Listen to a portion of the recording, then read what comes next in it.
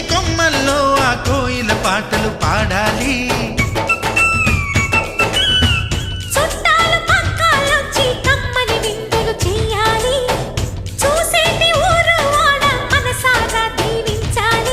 నలుగురు కలిసి చేతులు కలిపి మన కలలన్నీ పండించాలి.